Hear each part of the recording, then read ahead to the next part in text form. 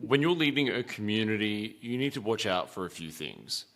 Those things are your most active users, your members who support you, and you need to understand why people are in a community in the first place. And so when you have a community of people, you need to both lead it and be a member in it.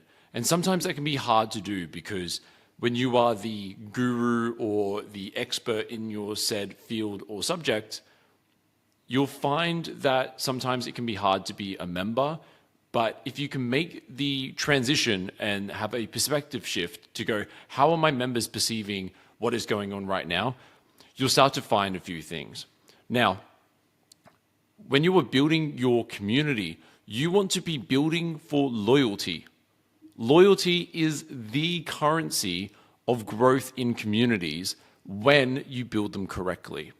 Now, recently, a imposed limit was put on how many communities you can join, saying that you can't be active in more than 50 communities. Well, if you look at the real world, I believe that you can. Say your favorite restaurant, do you know the owner? The soccer club that you're a part of, you know people there.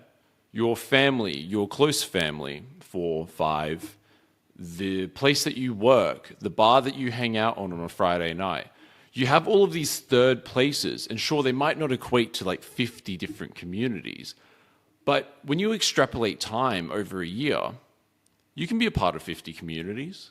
You can check in once a year and see how something's going. You can show up to that quarterly annual convention event where you go specifically to, say, Comic-Con and dress up as superheroes. That's a community event, rallying behind a subject that only happens once a year, like a supernova if you're from Australia. And so when we build these communities online, we're almost clouded by the judgment of whether or not a member should be engaging with us 24/7.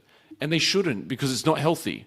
It's not healthy to be a part of a community 24/7 all the time, always being active, always doing that. And as a member who's been able to be active in more than 50 communities over the last year, I've done it by either working with people, I've done it by interacting with people, I've done it just out of supporting another friend or a member in a community. And so when you realize that, no, your engagement, your metrics do not need to be every single day, because that literally detracts from the member's life and it only adds value to yours. Being able to have members in there 24/7 only does one thing. Yes, it makes it active and you've got communication and maybe there's learning, but no work is getting done.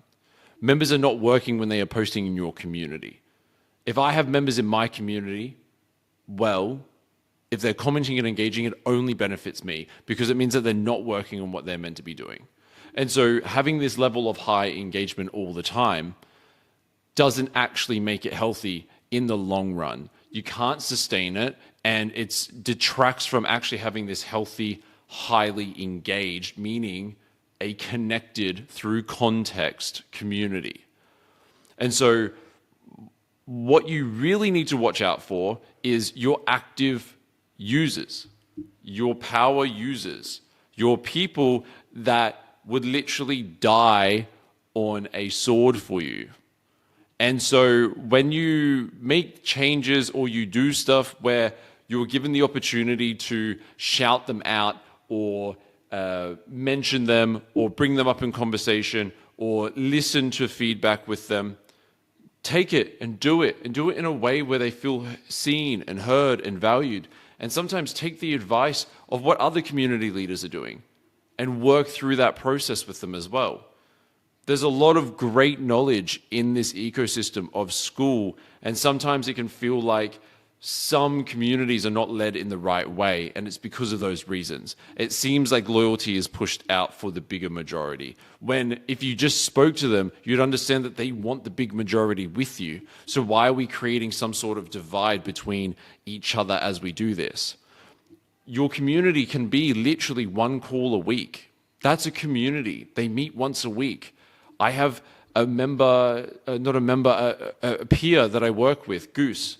He does a call once a week. I join that community. I am in 3 different chess communities because I like chess and I want to connect with those communities.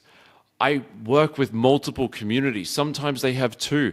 I'm in those all day, every week, and I do engage and I do connect and I do see things. I go into communities just to watch their content. Sometimes I'm just poking around. So I don't understand why we would limit how many communities that we're meant to be in, as this was one of the changes that were put onto Skool. And I wanted to kind of give you how I view leading a community and what I see being the currency moving forward. So appreciate you guys listening to this video. As always, my paid community is linked below with a valued, loyal member of my space. I'll see you in the next one.